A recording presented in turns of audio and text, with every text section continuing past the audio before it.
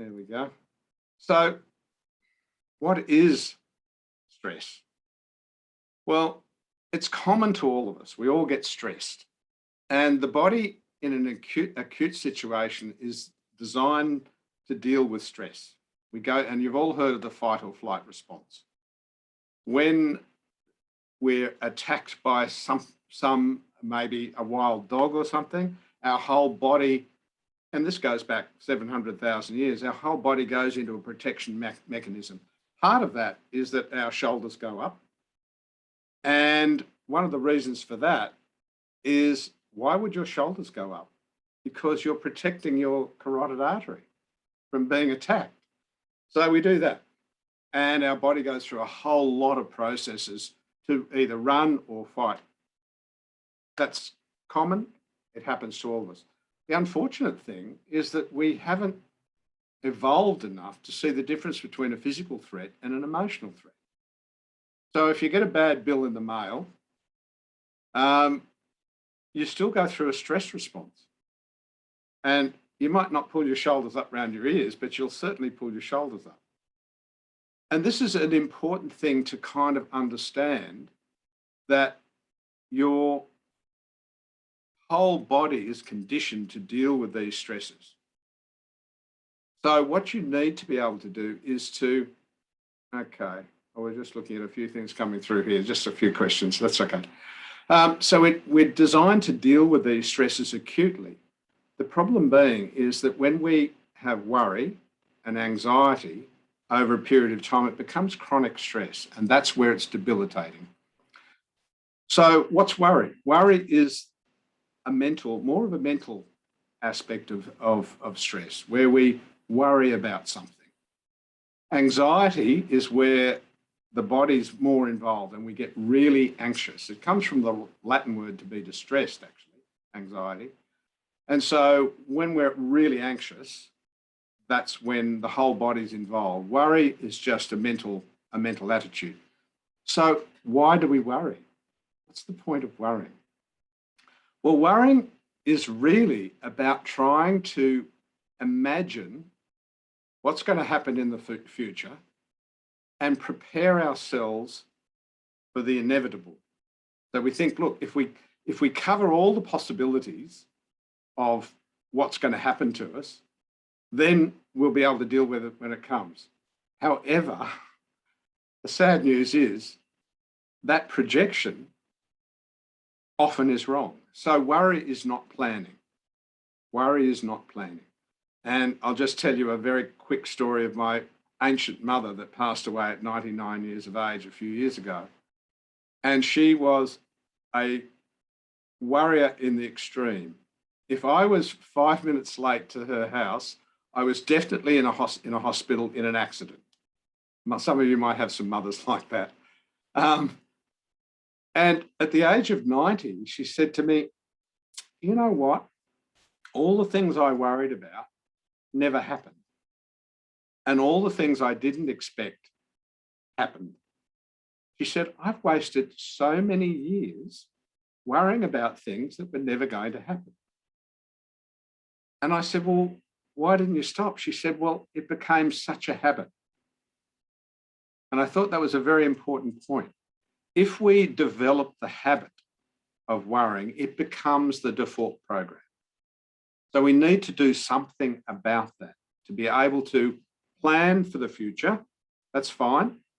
Look at the parameters of what we need to do to plan for that, but not spend hours worrying about the what ifs. Because actually, we never get to the future. I'm going to be radical here. The past doesn't exist.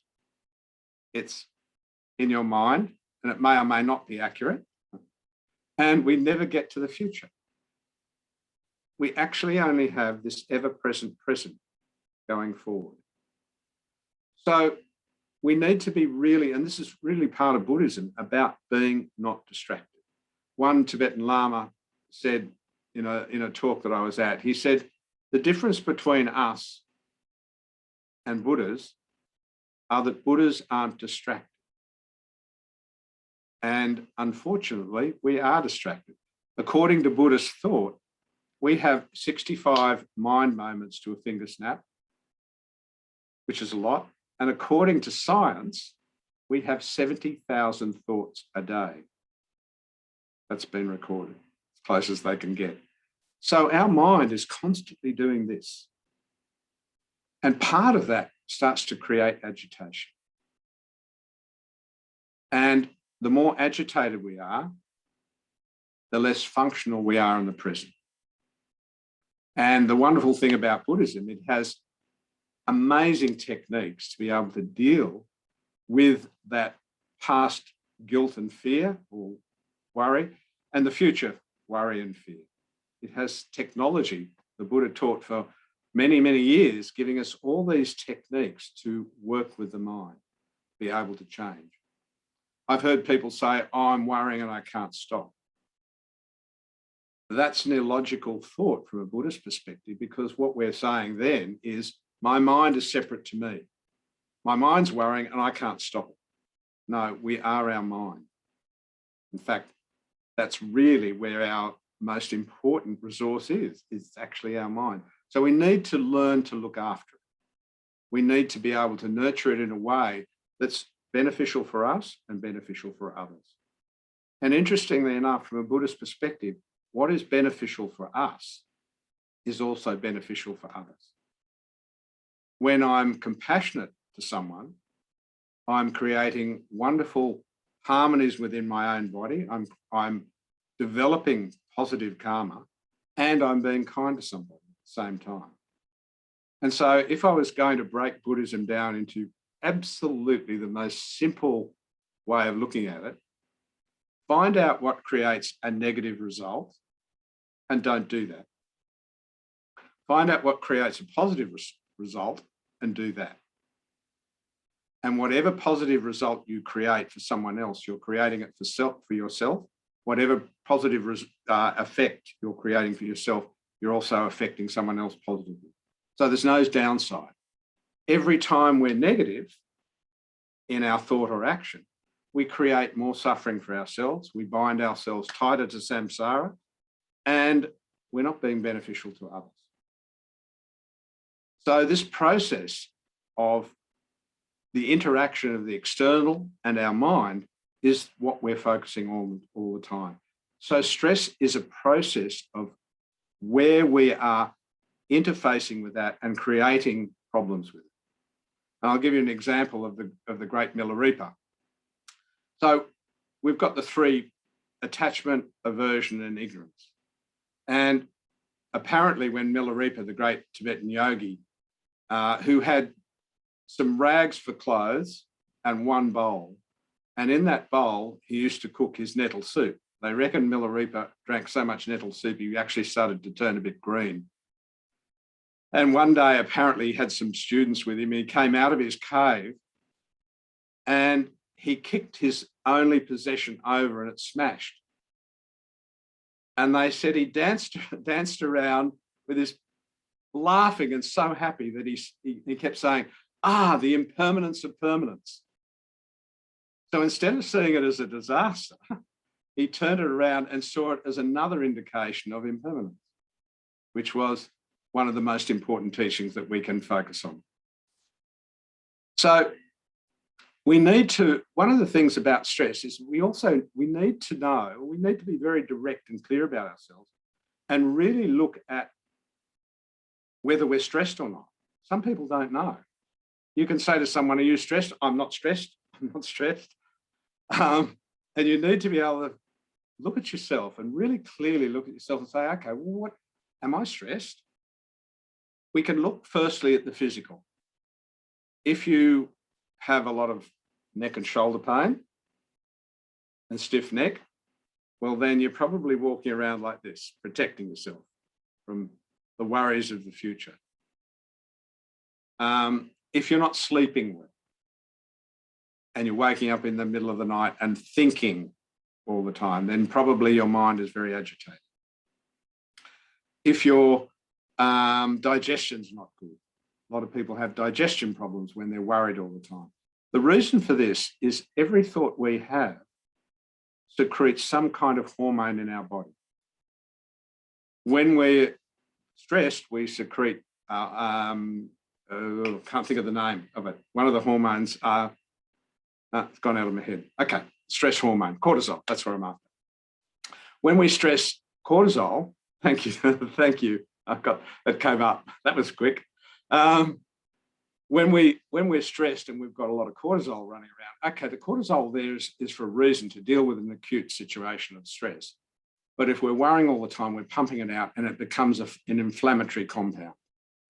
When we're pumping out adrenaline all the time, we exhaust the adrenal glands sitting on top of the kidneys, and that's unbeneficial. So we exhaust our kidney energy, and again, we start to feel tired.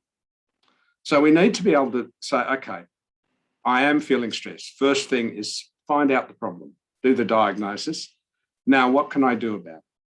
So there's various techniques that, and I'll give you a few actually. Probably one that I think is really important, and I call it the 4 A's. You can, and this is a situation that comes up, or one that you're facing. You have some choices. You can avoid it, avoid the situation completely. So that's one method of dealing with something. You can alter it, change it to make it more beneficial for yourself and others. You can adapt to it, which maybe is an internal way of viewing it. So the first two are, in a sense, external, controlling a situation. Adapting to it, you have to manage yourself on how to deal with this situation, something that's inevitable. And finally, you might just have to accept it. You may not have a choice, so you just accept it. And my teacher, Geshe Loden, used to begin his lectures with this sentence, or these sentences. He'd sit there at the beginning, and whatever the lecture was on, he would sit there and he'd say, I am lonely person. I am poor person. My boyfriend has left me. My girlfriend has left me. I have no money. This is useless thinking. This will make you sick. Throw out like bad songs.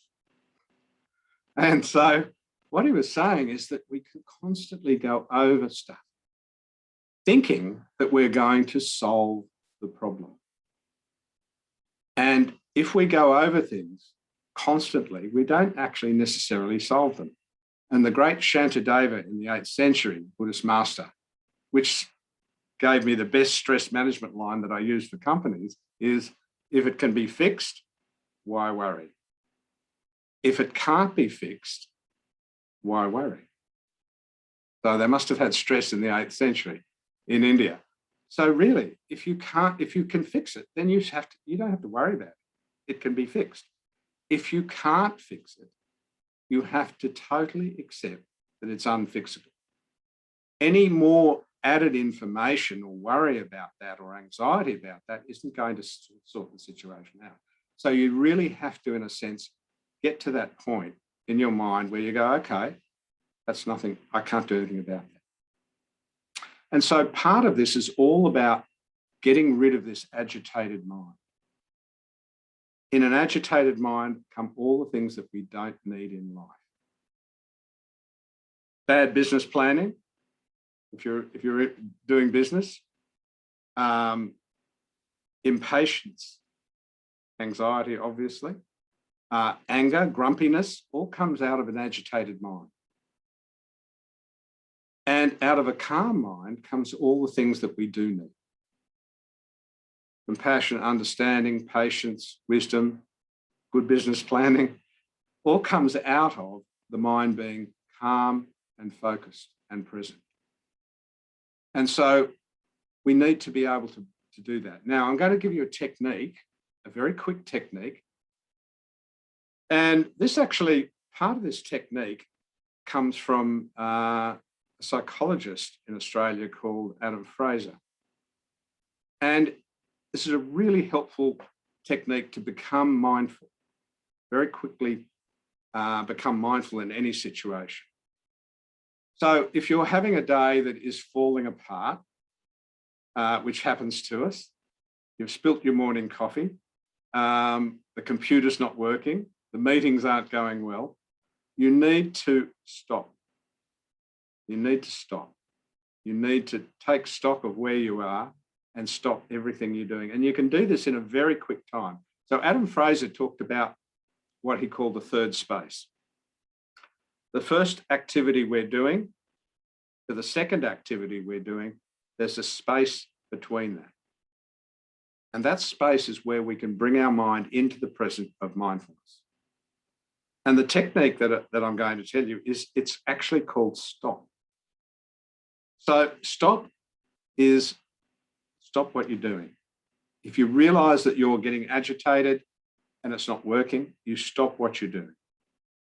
And this can be just for a few moments.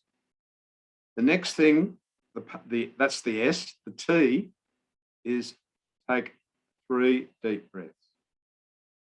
When you take a deep breath slowly and then exhale slowly, you hook into the parasympathetic nervous system, which calms the stress response down.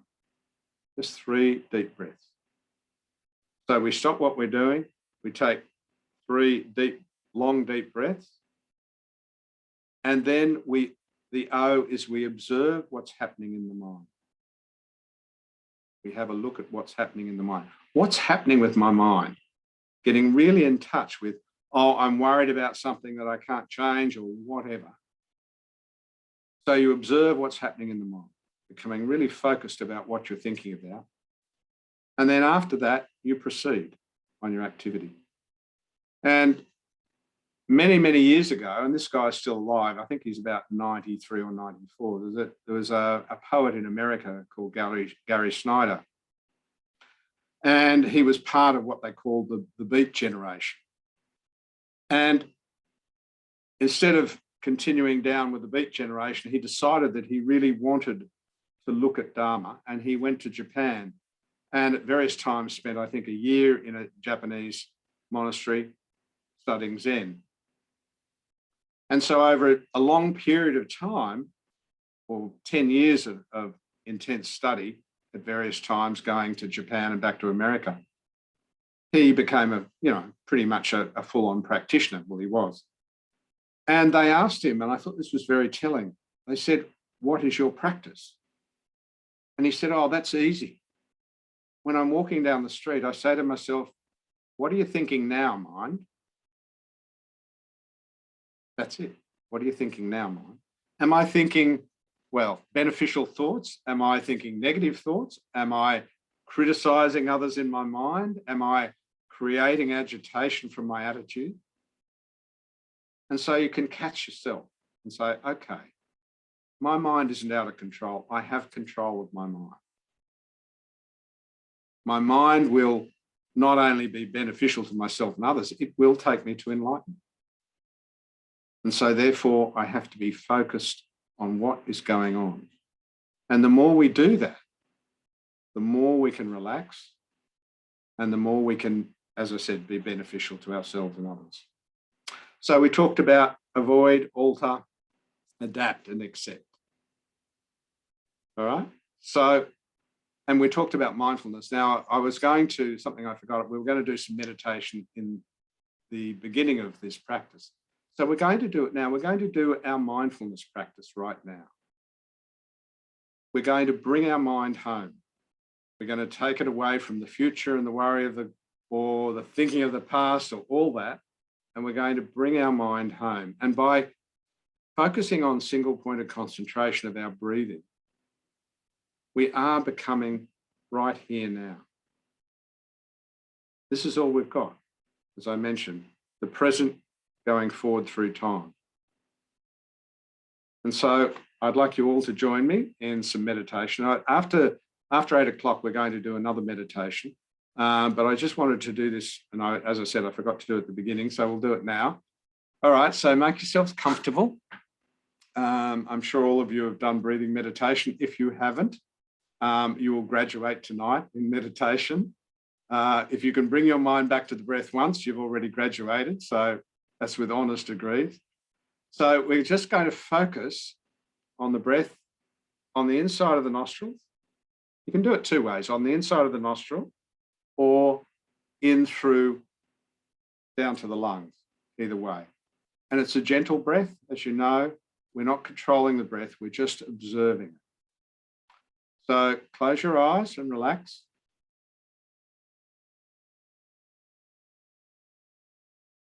Bring the mind into the present of the breath, mindfulness of the breath. And it's very important to relax on the exhalation. Teeth slightly open, lips closed, tongue touching the roof of the mouth behind the teeth. And whatever comes up, leave it where it is and return your attention to the breath. Okay, begin.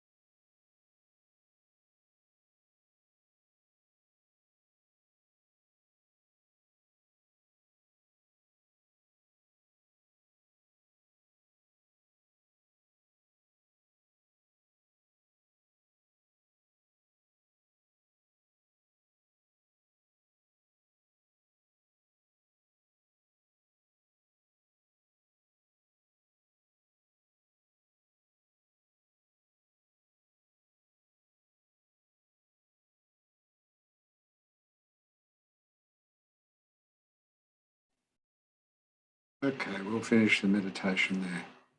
When you're ready, open your eyes. So there's the practice of mindfulness. I want to tell you a story about this, which I think is interesting and is related to managing stress. A number of years ago, I was in Melbourne teaching a stress management course to a group of engineers. And the company that they had built these things called capstans. Now, a capstan is these big bollards that they wrap ropes around and pull tankers in. They're electronically controlled, and they're huge, as big as the room that I'm sitting in, enormous things, pulling in tankers.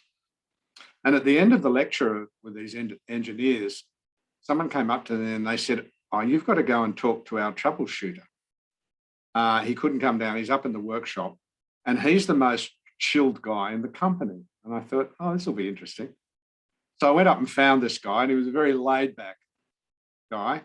And I said to him, "Tell me, you have a lot of stress?" And he laughed. He said, "Oh, you could say so." I said, "Well, give me an example." He said, "Well, 2 weeks ago," he said, "I was in Brazil and I was at a wharf, and we had one of the capstans had broken down. The electronics had gone, and we couldn't pull this huge tanker in." And he said, "I couldn't fix it. I couldn't work out how to fix it." And he said, I had 2 hours to get it sorted. Otherwise, it was going to cost $6 million. And I went, oh my goodness, that's really a lot of stress. I said, "So what did you do?" He said, "Oh, what I always do in that situation." I said, "What's that?" He said, "I go and find a quiet place on the wharf and I sit down, and then I jumped in and I said, what, try and work it out." He said, "That's what I don't do." He said, "I just sit and I clear my mind and completely relax for 10 minutes. And he said, and then the answer will pop up." And I went, "Do you know what that's called?" He said, "No." I said, "That's called meditation." He went, "I've often wondered what that was about." So he had found the technology for himself on how to deal with a really difficult situation. So I really look at single point of concentration as the gymnasium of the mind, training the mind to be here, not there, but right here.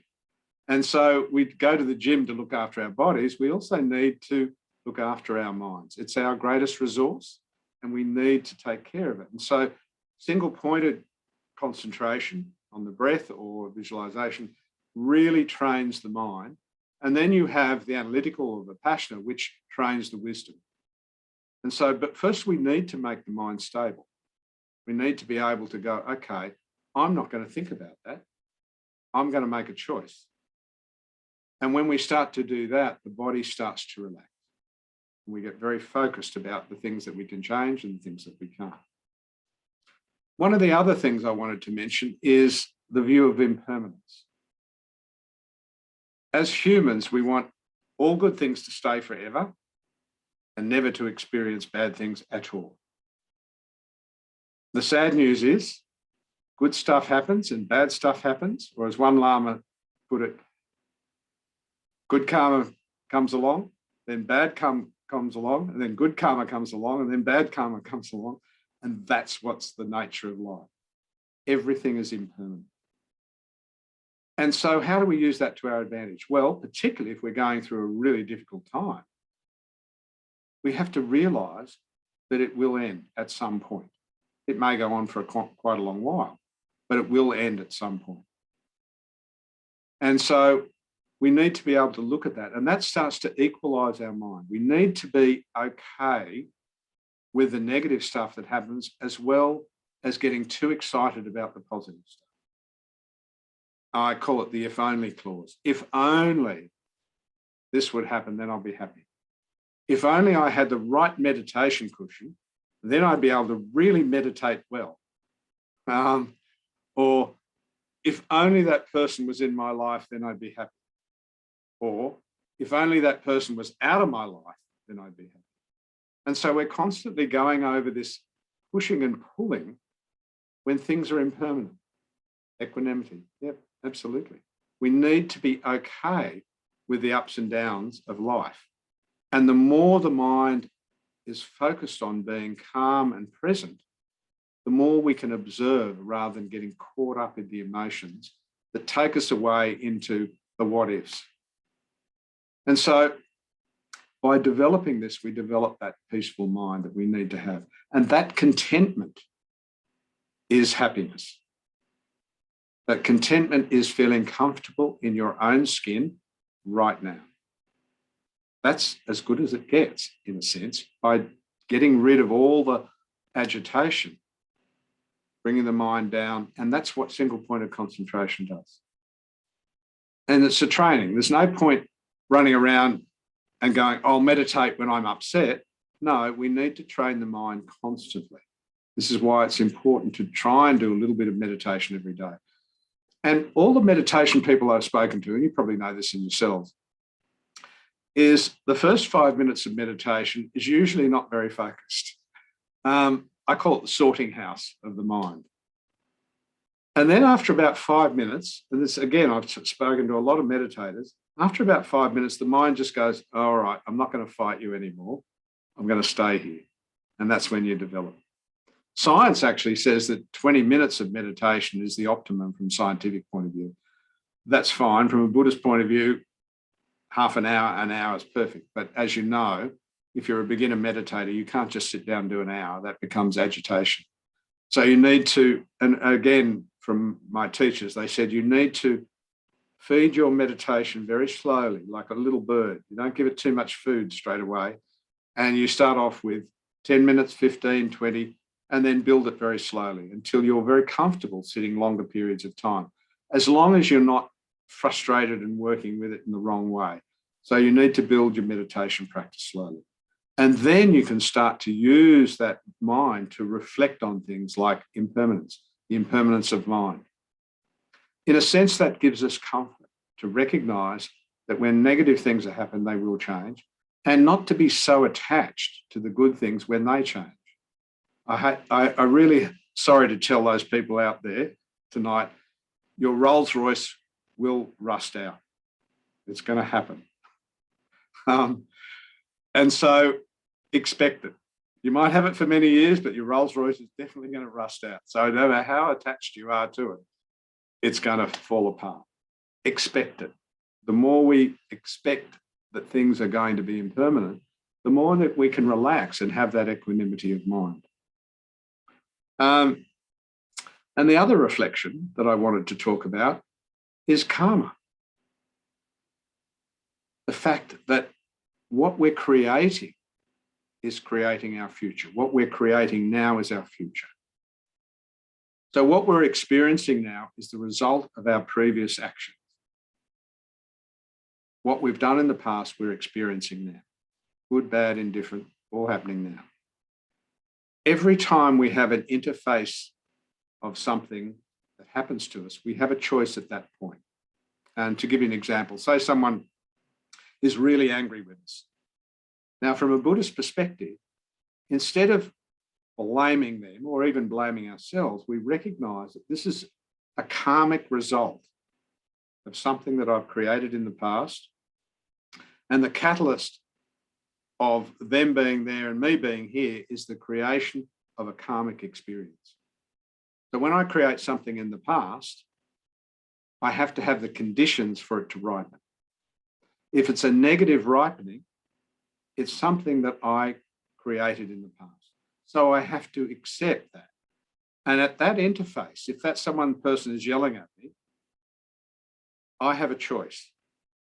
I can get angry back, or I can accept it, I can apologize, and try to make some harmony out of the interaction. Sometimes it's not possible, but at least my intention is to create that harmony.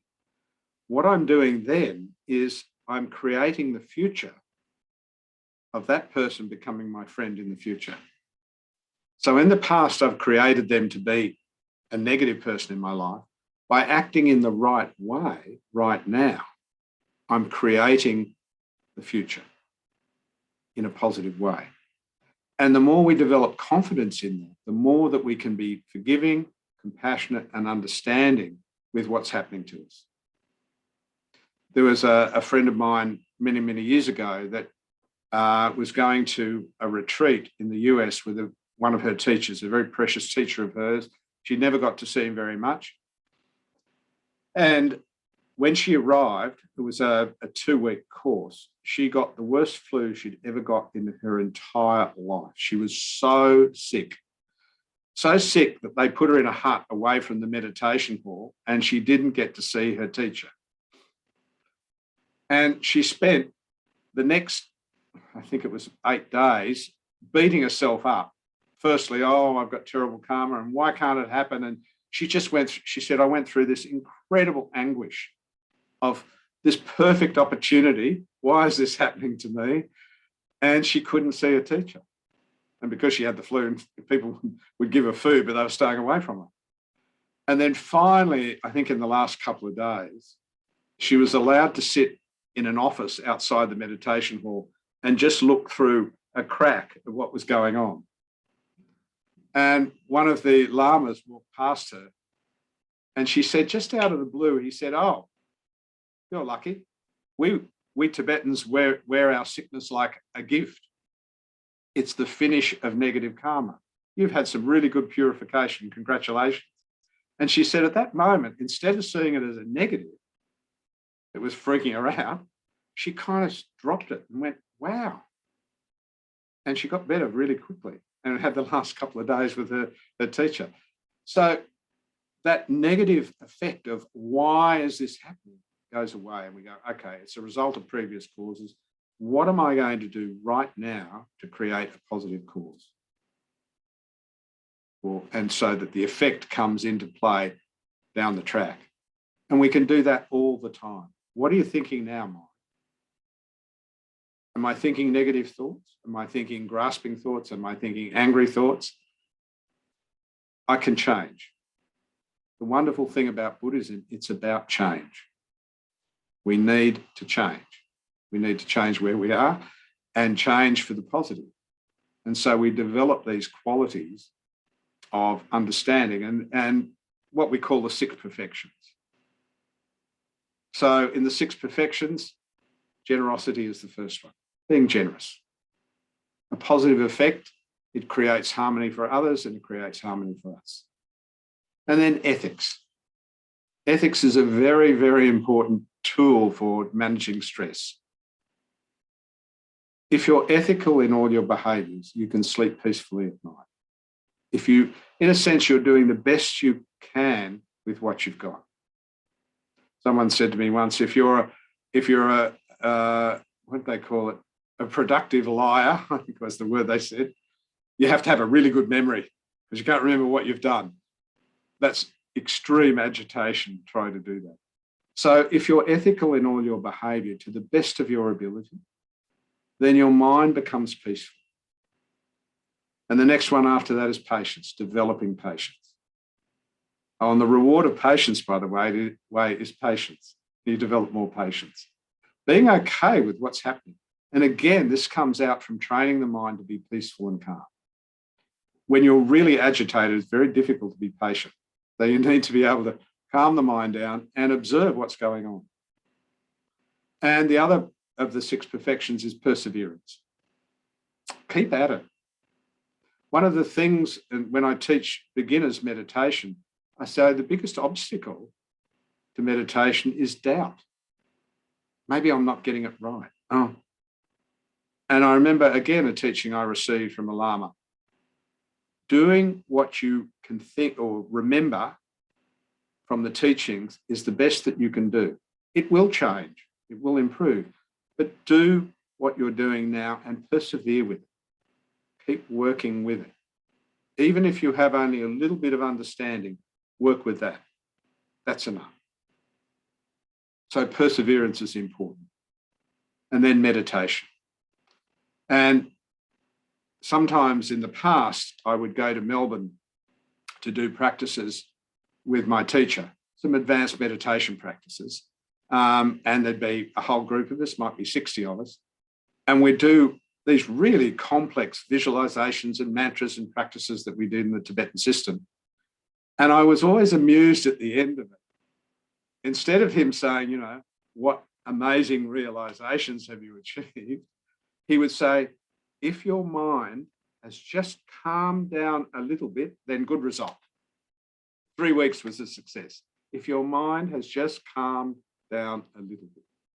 And I must say, going from, because the retreat centre was out in the country, and we were all doing it together. When I arrived at the airport after the retreat, after 3 weeks, I was absolutely stunned to see everyone running around. And it felt like they were running around in their heads, not just physically. And I thought, oh, I've actually calmed down. I wasn't aware of it. And this is again, one of my teachers said, how do you know meditation is working? How do you know? And I thought, that's it. How do I know? How do I know? And he gave a really clear answer. If your emotions roll off you like water off oil, then you're doing okay. In other words, if you don't hold on to something, say you might get annoyed about something, and then you spend the rest of the week being annoyed about it, your emotions aren't rolling off you like water off oil. So if you find that you can just let them go, then your meditation is being successful. You don't have a separate person not meditating, so you can't do a double-blind study on it. But if you find that over time you go, okay, I let that go. I really let that go. I just looked at it very clearly and I let it go. Then you're really doing well. And so you need to not have doubt in your practice, to be able to just rejoice in what you have and hopefully get more and more merit to be able to receive more and more teaching. And that's the meditation. And then finally, the wisdom. And the two kinds of wisdom. The wisdom about knowing how things work, that they're dependent arising and empty of inherent existence. And the wisdom of communication, of thinking and analysing. All those things coming together. So with the 6 generosities, the 6 perfections, you're able to guide your life in a way that's, again, meaningful for yourself and meaningful for others. So I'm going to open up to any questions or any observations, and then we're going to have a little break, and then I'm going to lead you through a guided meditation for our last half hour of time. So please, if there are any questions, I'm going to go into chat. If you just want to put them in chat, I'm happy to answer them. Or any questions or any observations.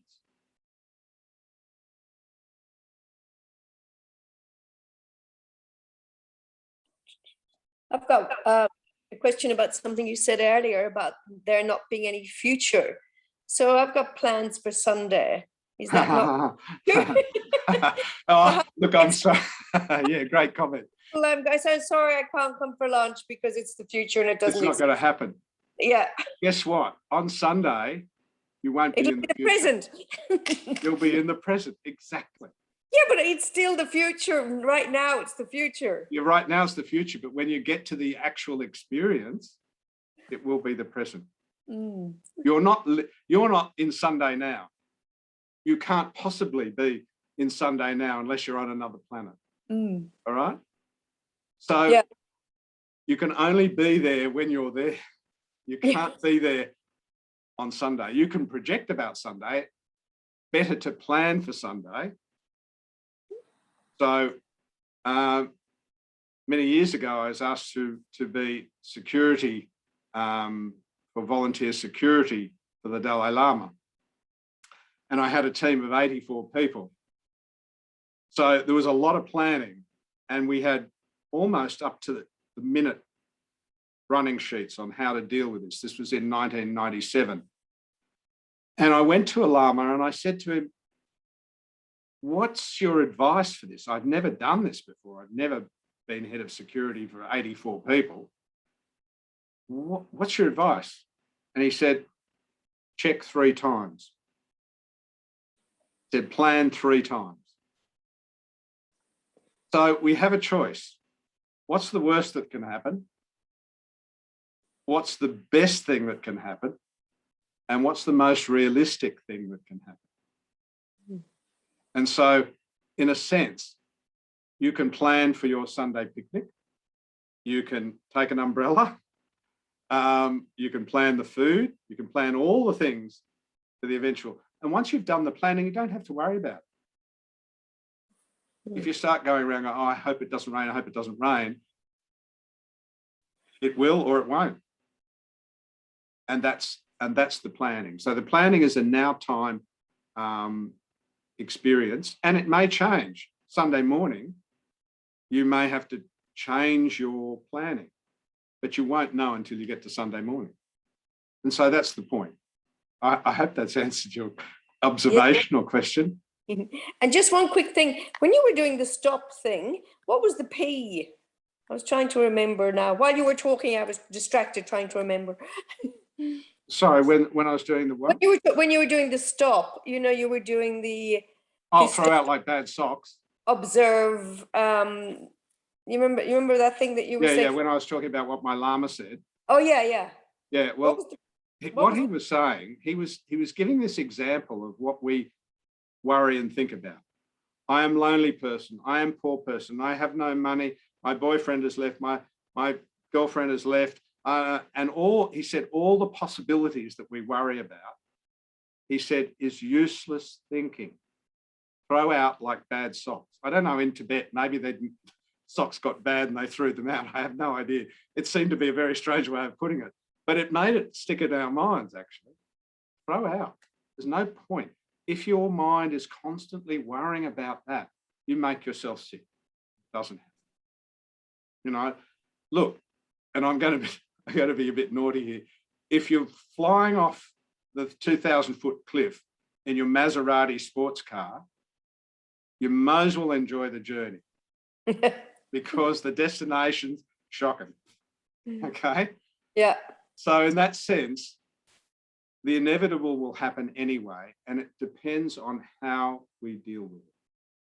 And that's the training that Buddhism really does for us. It's that training of the mind, constantly training. There's no point meditating for 2 hours once a week. That's not going to work. If you meditate 10 minutes a day, you're training the mind to be completely focused on what's happening now. And then your planning will be successful. You'll go, okay, what are the possibilities here? And I'll sort that out.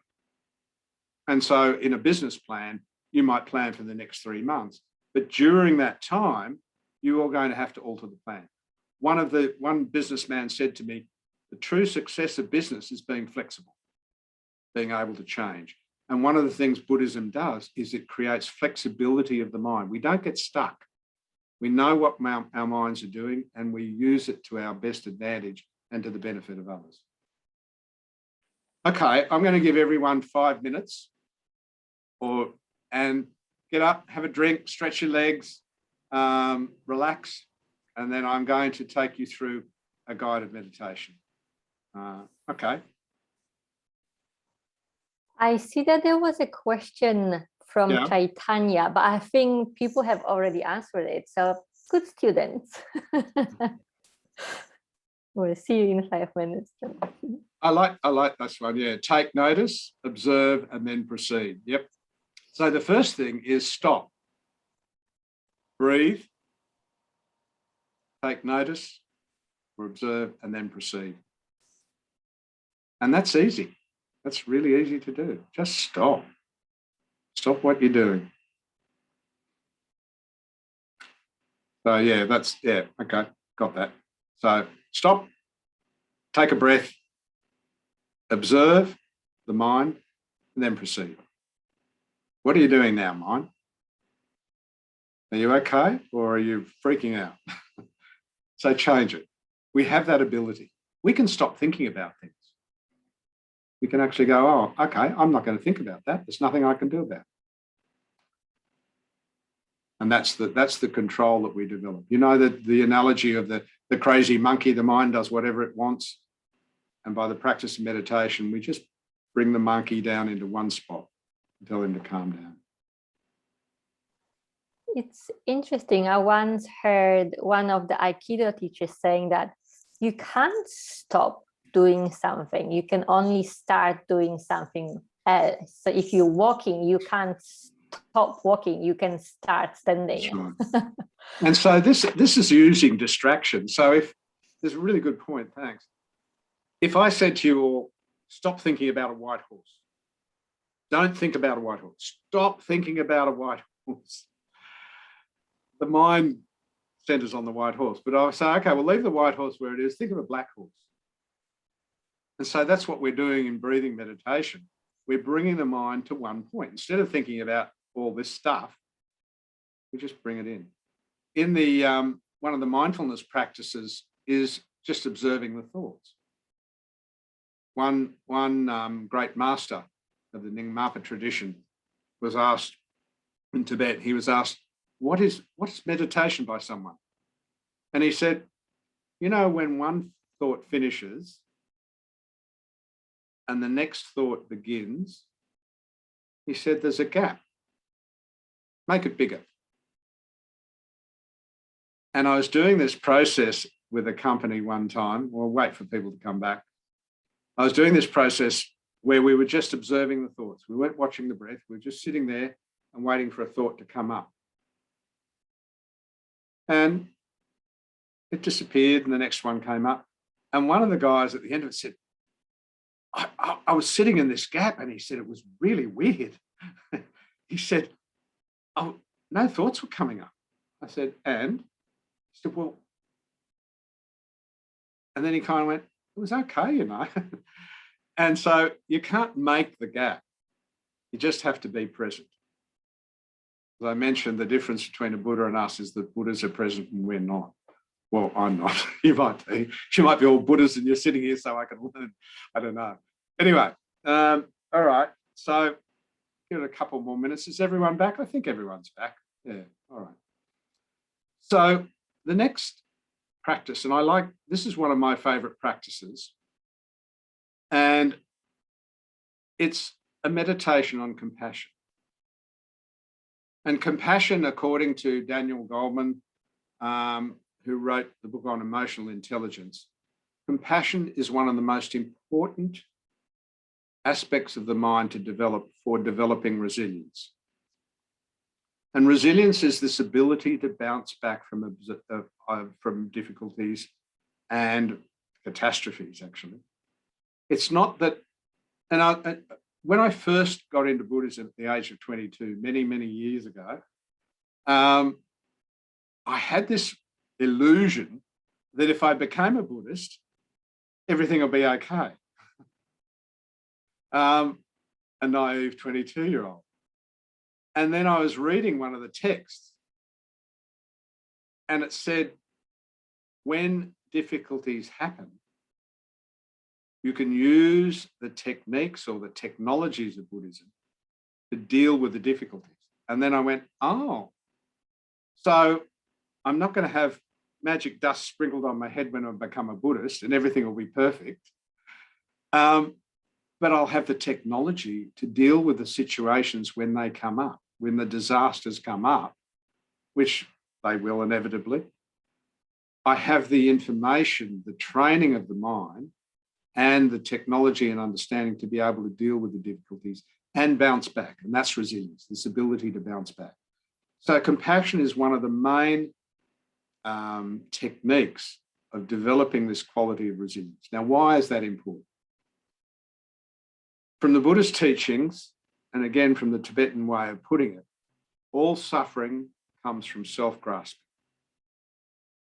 Selfishly grasping itself creates all the difficulties that I have.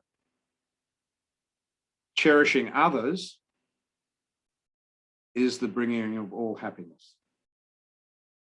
Every time I want more, every time I try to push everything away, I'm in this constant state of pushing and pulling of agitation. And I can't accept things as they are. So developing compassion, I'm going away from myself, from my self-grasping. But the interesting thing is the Dalai Lama says we first need to practice compassion on ourselves. John Cleese, the comedian who did Fawlty Towers, some of you might have seen, many years ago, he went to a weekend on compassion, a Buddhist weekend on compassion. He wanted to know about compassion.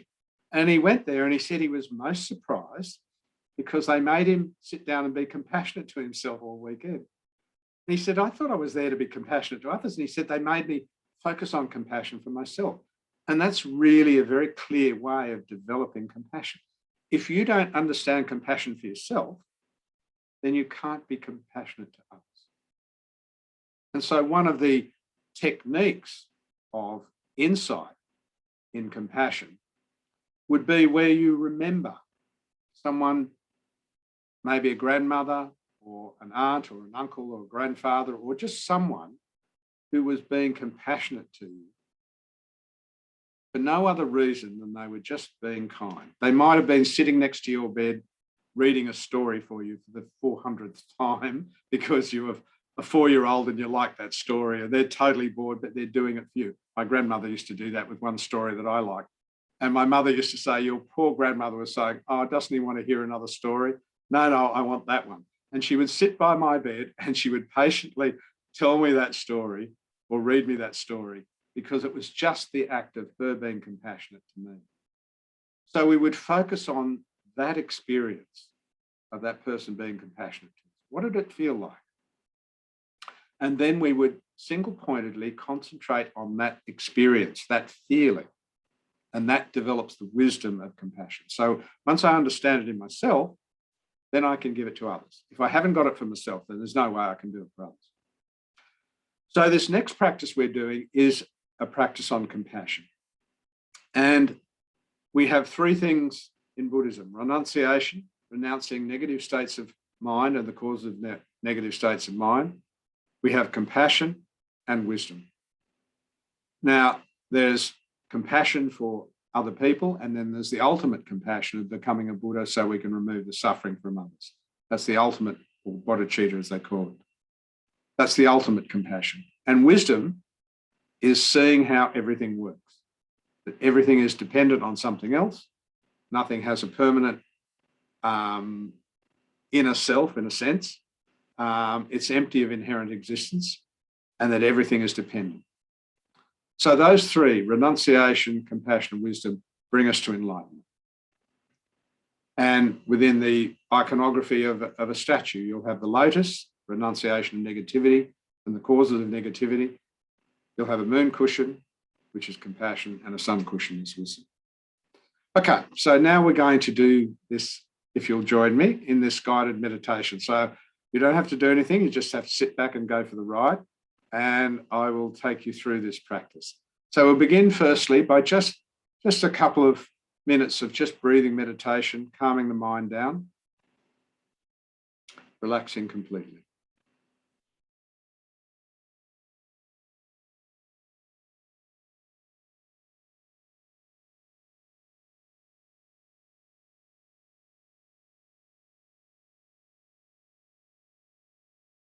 And particularly on the outward breath, relax your shoulders. You can't have a relaxed mind in a tense body. Once you relax your body, your mind will relax. Once you relax your mind, your body will relax.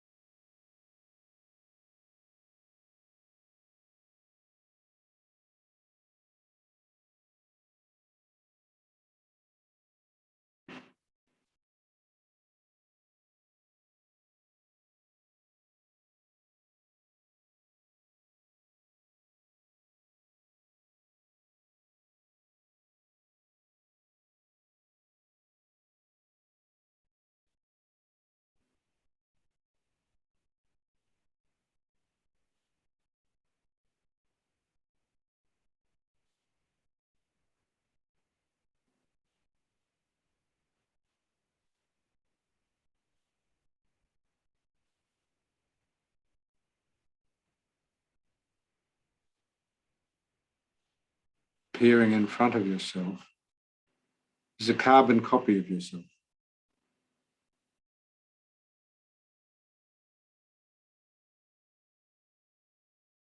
And don't worry too much if you can't get a clear visual of the practice we're doing. Just imagine that energetically there's a carbon copy of yourself in front.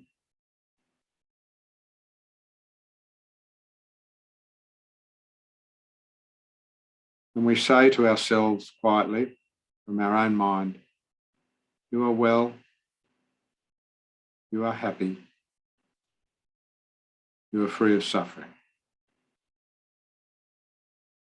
So we're wishing ourselves, so it's an energetic thing as much as we're saying the words in our own mind.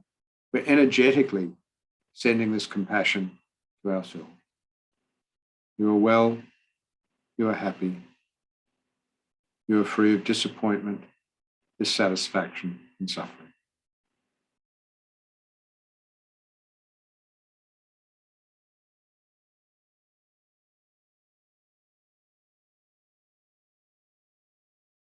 This heartfelt wish coming from us to ourselves. You're well, you're happy, you're free of suffering.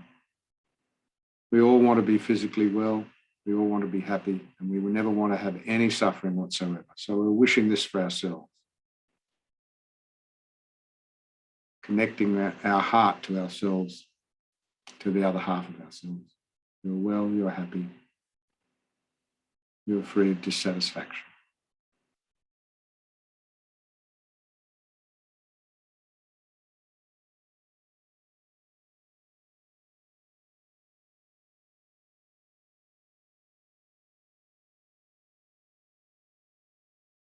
You just keep repeating those words to yourself, sending it out like a mantra almost. You're well, you're happy, you're free of suffering.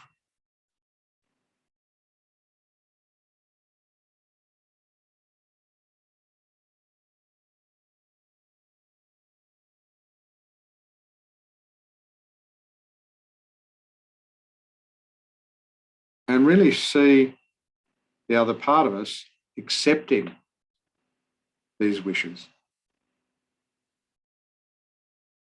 And it's good to see the result of our practice. So you can see the other half of yourself smiling back or looking content, whichever way comes to you.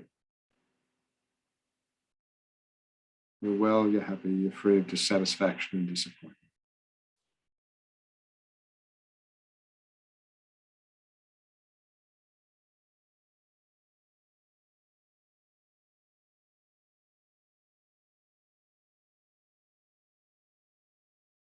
And so we've created that space for ourselves of sending ourselves compassion.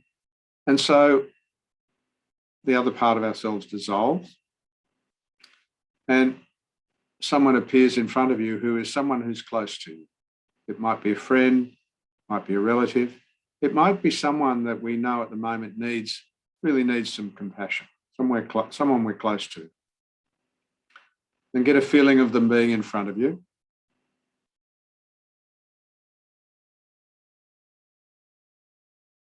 And again, in our mind, we're saying, you're well, you're happy, you're free of suffering. We're sending them feelings of warmth, love, and compassion. You're well, you're happy, you're completely free of all negativity, suffering, disappointment.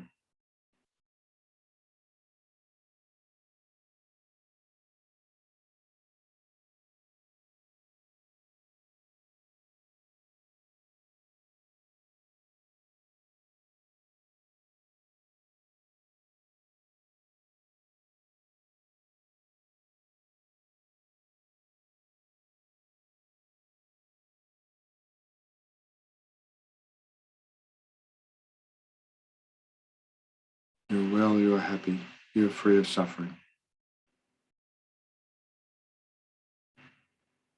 As I said, it's not just the words, it's the real sentiment, energy that you're sending to that person you care about.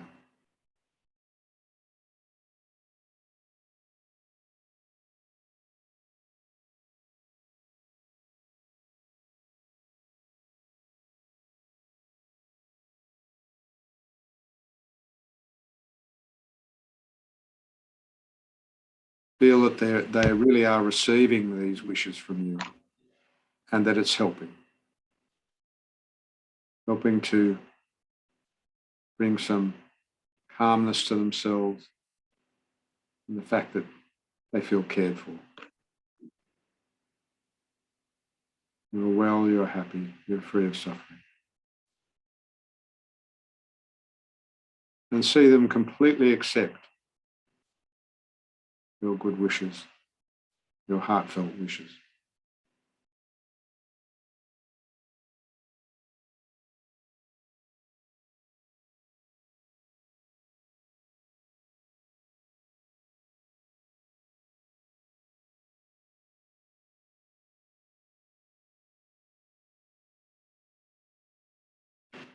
And see the results of our practice for them.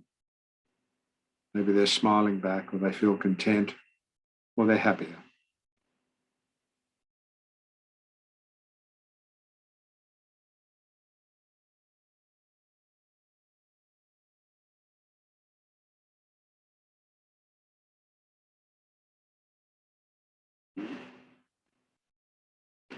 Now gradually allow them to dissolve. And they're replaced by someone we would call a stranger. Now, a stranger is someone that it might be a shopkeeper. It might be someone that you see regularly, but you've never, ever thought about their life. And they're no different to us. They never want suffering. They want to be happy and they want to be well.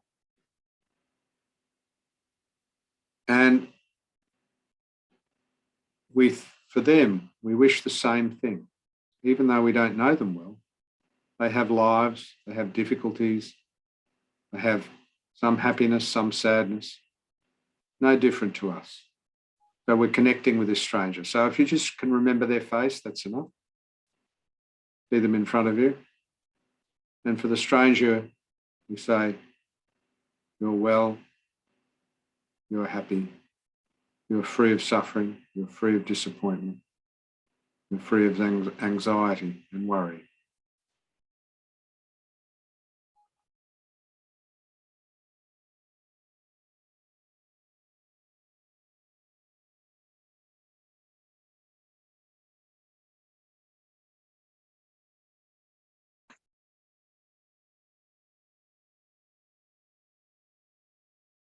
You're well,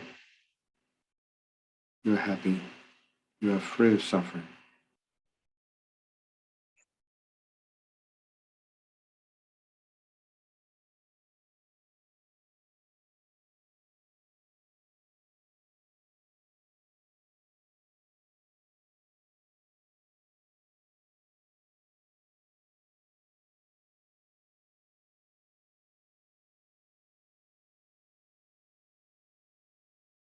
And see them accepting our good wishes and our feelings towards them. They're accepting our compassion, their well-being. May you be well, may you be happy, may you be free of disappointment.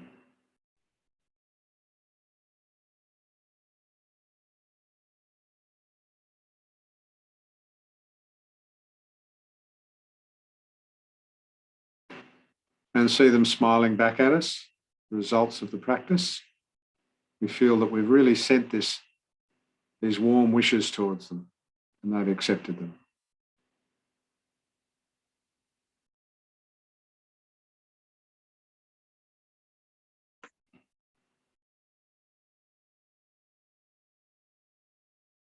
And now gradually they dissolve. And the next person that pops up is a difficult person, someone that we have some difficulties with. Maybe it's a communication problem that we have, but our relationship with them isn't easy. But they're no different to us. They really want to have happiness. They might be going the wrong way about it, but they really want to have happiness. They want to be well and they want to be free of suffering. And maybe because they're suffering, their communication with us is difficult. So we really, with compassion, want to help them. And so we send this feeling to the difficult person. You're well, you're happy, you're free of suffering. You're well, you are happy, you are free of suffering and disappointment.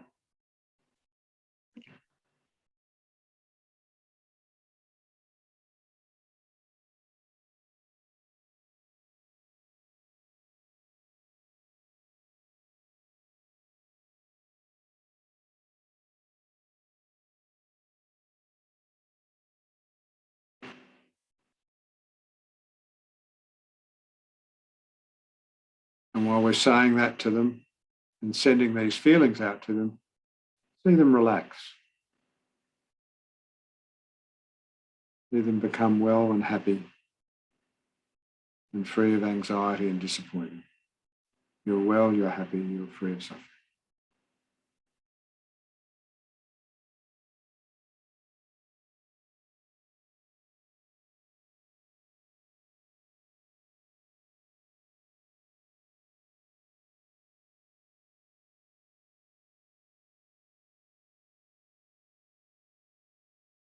And again, see them accepting our good wishes.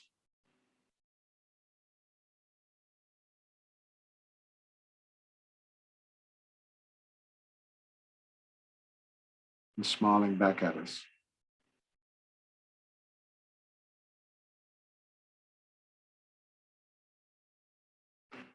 And then they gradually dissolve.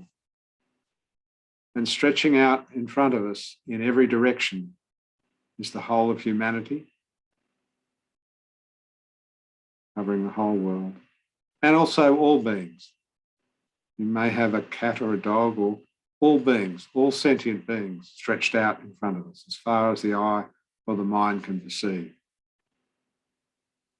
You are all well. You are all happy. And you are all free of suffering. Sending this compassion out to the whole planet.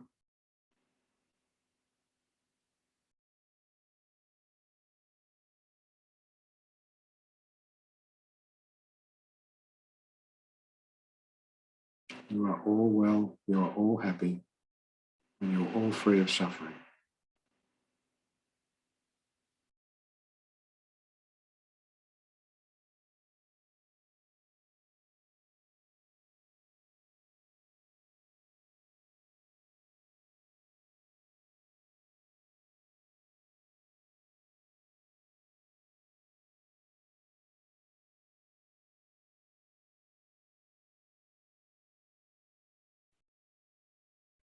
Sending this wish out to the entire planet of sentient beings. You are all well, you're all happy, and you're all free of suffering.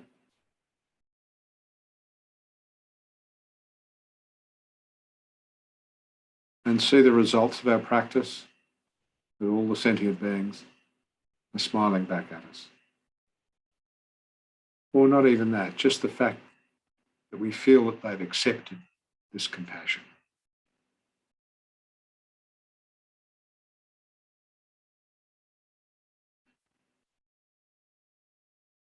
And so we allow them to dissolve, and we dedicate this practice to all the beings who are experiencing hardship and suffering. May they all be free of difficulties, may they be well, may they all be happy.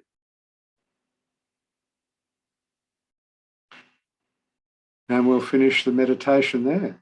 So when you're ready, open your eyes. Thanks, everyone.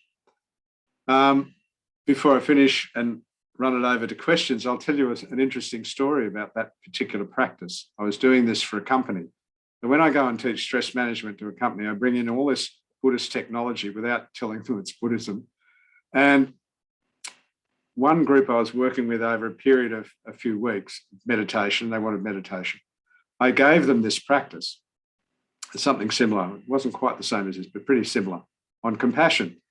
And the next week, two of the women approached me, and they were young women, they were probably in their 20s. And they said, an amazing thing happened. I said, what happened? They said, well, one girl said, oh, the difficult person was my father. I went, oh, okay. And she said, he's really grumpy all the time. She said, the whole family talks about how grumpy he is. He never sees the positive in anything. He's always grumpy. So I thought, I'm going to focus on him as the difficult person. She said that night, after that practice we did during the day, he picked me up from work, and she said he was smiling. She said, he never smiles. And she said, not only that, he's been happy all week. I went, well, who knows? And then the second girl said to me, she said, well, I focused on my father too. They both had problems with grumpy fathers. And she said, I don't live at home with my father. She said, and I'd been asking him to do something for me for about 3 months, and he wasn't doing it. And she said, after that practice, I went home, he rang me that night, he apologized for not doing it and said he would do what I asked him to do straight away. She said, stuff really works. So, you know, if you're sending out some good vibes to people, you never know. Anyway, I'm going to leave it open to questions now, if there are any, or observations or anything you like, really. We've got one question from Chaitanya. He's asking about what is Metacall in Tibetan tradition. I guess you'd call it compassion. I don't know if there's a Tibetan word, bodhicitta. I'm not sure there's a direct translation, but it's the same thing. You know, it's this idea of compassion and love. I'm not sure if the Tibetan word for it, so I apologize. Maybe put it on Google and you'll come up with the answer. Yeah, metta is this idea of loving kindness to others. And whatever it's called, it's the same thing. That's, you know, that's Sanskrit word, I think, metta. But yes, it's that feeling, and we've just gone through that practice, starting with ourselves, going through each component. We've covered everybody. We've covered ourselves. We've covered loved ones, difficult people, strangers, and the entire planet. No one's left out. And that opens our heart. It opens our heart to this understanding of, and, you know, someone said to me, what's the difference between sympathy and compassion? Compassion's an action. Sympathy almost removes you from the situation and go, oh, look at that person. Aren't they suffering? That's not an action. When we truly send warm feelings to others and maybe even practical help, then that is what we're after. This is the way that we transform ourselves and transform everybody. Years ago, I was teaching at Marrickville. It was an interfaith service. And in the middle of it, this guy said, quite radically, he said, well, you Buddhists have failed, haven't you? I went, oh, really? He said, yeah, you failed. I said, what do you mean? He said, well, we don't have a perfect world. And I said, well, it's a work in progress, person by person. And I said, eventually we'll get there. According to the teachings, all beings become enlightened eventually. So we'll get there. They're just not sure how long it'll take. It was a good question. You failed. And I said, yeah, we haven't failed. We just haven't achieved our ultimate aim. But we'll get there one day if we keep working on it. Yeah. You mentioned at the beginning that you were going to give some other talks at another forum. Well, you said that you had some more sessions coming up someplace else. Oh, yes, that's right. Sorry. Yeah, thanks for that. Yes. Tibetan Buddhist Society is where I come from. It's at Dulwich Hill. Thanks for reminding me about that. On the first Thursday, if I can put it together, the first Thursday in November, I'm going to be giving teachings at the TBS Centre in Dulwich Hill. But I'm also going to put my computer on so that you can tune in. I'm only doing it for an hour. It's going to be from 7:30 to 8:30. Tibetan Buddhist Society Sydney, which I'm configuring we've actually got a new website and I'm just pulling it together now. On the front page, I'm going to put the details of where to log in. It'll be a Zoom meeting. You're more than welcome to hook in whenever you like, if you like. You're more than welcome to come to the centre. But if you don't feel like doing that, from 7 to 8:30, and I'm just going to be working on different topics up until Christmas time. So we might talk about impermanence for a couple of weeks. We might talk about various things, and I'm just going to pull up those. So that's the Tibetan Buddhist Society .net.au.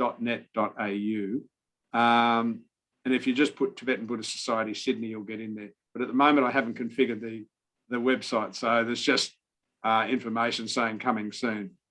When that's sorted out, you'll get the link, and yeah, very happy for you to join me. Thank you. Okay. Any questions or any observations? We've got to the end of the practice. Thank you very much for joining me. I really appreciate it. Yeah. I hope it's been helpful. It has. Give you some ideas. And have a good evening. Take care. Thank you so much, Rod. And if I can just take one more minute, it won't be long. I just would like to say, first of all, thank you so much for this talk and so many takeaways for us to take and practice in our life. And also I would like to say, like this talk and other talks put through, well, on by the Buddhist Library, they all offered by donation. So the donations help us, the library, sustain our operation and inviting more teachers. We also share all the dana with the teachers.